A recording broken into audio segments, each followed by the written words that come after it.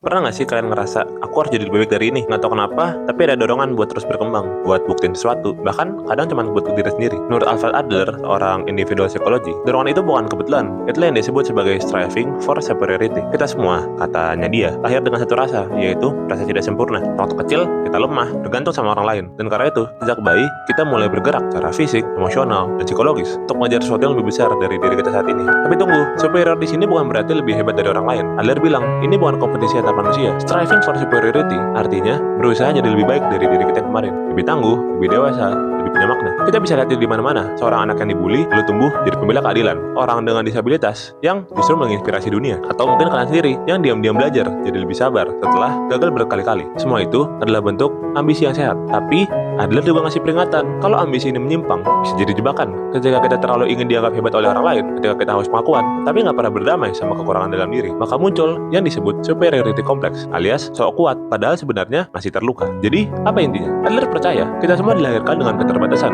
dan justru karena itu kita bisa bertumbuh. Tujuan hidup bukan jadi nomor satu, tapi jadi versi terbaik dari diri sendiri yang sadar akan kekurangannya tapi nggak berhenti bergerak. Karena seperti kata Alfred Adler, it is easier to fight for one's principle than to live up to them. Karena jadi lebih baik itu bukan soal menang, tapi soal berani melangkah dari titik kita berdiri sekarang.